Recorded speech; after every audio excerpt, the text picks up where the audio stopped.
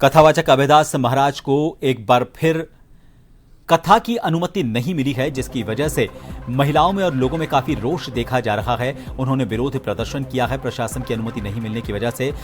आपको बता दें, इस बीच जब राज्यपाल इस इलाके में पहुंचे हुए थे तो उनके सामने भी महिलाओं और लोगों ने विरोध प्रदर्शन करते हुए अनुमति नहीं देने पर अपनी नाराजगी जाहिर की। इससे पहले भी एक बार अनुमति उन्होंने मांगी थी, जिसके बाद काफी हंगामा हुआ था, अनुमति उन्हें नहीं मिली थी। लेकिन एक बार फिर जब उन्होंने अनुमति मांगी तो इस बार भी प्रशासन की तरफ से कई कारणों का हवाला देते हुए उन्हें अनुमति नहीं दी गई, और जिसके बाद लोगों में और कथा सुनने के लिए वहां आने वाली महिलाओं में काफी रोष नजर आ रहा है। और ये रोष आज यहां पहुंचे राज्यपाल के सामने भी फूट पड़ा। जालोर से हमारे संवाददाता मफत लाल इस वक्त फोन लाइन पर बने हुए हैं।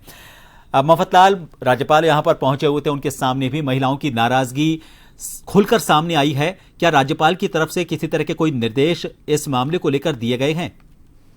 जी प्रभात, मैं बताना चाहूंगा, ये आज का मामला नहीं, पिछले 5 दिनों से जो लगातार जो है महिला प्रदर्शन करने आती है, ज्ञापन देने आती है, लेकिन जो प्रशासन के द्वारा उनको अनुमति नहीं दी जाती है। आज जैसे राज्यपाल की सूचना मिली कि राज्यपाल यहाँ पहुंचना है तो उसको लेकर जो महिला एकत्रित हो गई थी, बड़ी संख्या में महिलाएं पहुंच गई थी। उसके बाद में विरोध प्रदर्शन किया। उनकी मांग थी कि जो है कथावाचक जो अभयदास है उनको वापस जो है जालौर में उनको अनुमति दी जाए ताकि हम लोग उनकी कथा सुन सके। उन कथा सुनने को लेकर ही जो है महिलाओं में काफी आक्रोश था, क्योंकि अनुमति प्रशासन के द्वारा नहीं दी जा रही थी। और कथावाचक के द्वारा जो है कथा के दौरान जो है जो कब्र तोड़ने जैसी बातें की गई थी। उसके बाद में प्रशासन ने उनको यहाँ से भगा दिया गया था। लेकिन महिलाएं जो है कथा सुनने वाली थी, श्रोता थे, वो लगातार प्रदर्शन कर रहे थे और उनकी मांग थी कि उनको यहाँ वापस बुलाया जाए और उनकी कथा जो करवाई जाए ताकि हम लोग सुन सके। जी जी मफतलाल, इस बार क्या कारण दिया गया है उनको अनुमति नहीं देने का? क्या वही पुराना कारण है कि उन्होंने जिस तरह की चीजें, जिस तरह की बातें वहां पर पिछली बार कथा में गई थी, उनका ही डर है, या इसके अलावा और कोई दूसरा कारण दिया गया है इस बार प्रशासन की?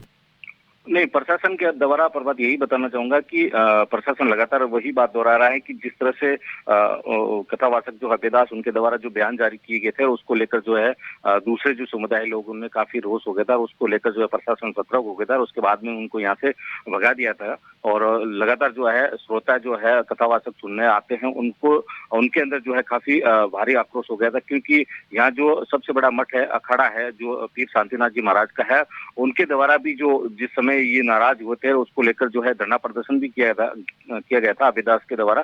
तब उनके जो साथ में जो है महिला आ गई थी, उसको लेकर जो है अखाड़े की तरफ से भी जो इनकार कर दिया गया था कि ऐसे जो कथावाचक आते हैं उनको यहाँ अनुमति नहीं दी जाता कि जो यहाँ जो जहर घोला जाए, क्योंकि हिंदू मुस्लिम यहाँ सभी मिलजुल के रहते हैं, ऐसी कभी घटनाएं नहीं हुई है। और इस तरह से अगर बयान जारी होते हैं कथावाचक के द्वारा तो एक माहौल यहाँ जो है दूसरी तरीके बन जाएगा और जो है हिंदू मुस्लिम की लड़ाई हो जाएगी। उसको लेकर जो है प्रशासन के इनके सतर्क था कि इनको लेकर अनुमति नहीं दे रहा था। जी मतलब तमाम जानकारी के लिए तो प्रशासन अनुमति नहीं दे रहा है और इसकी वजह से महिलाओं का यह रोष सामने आया है।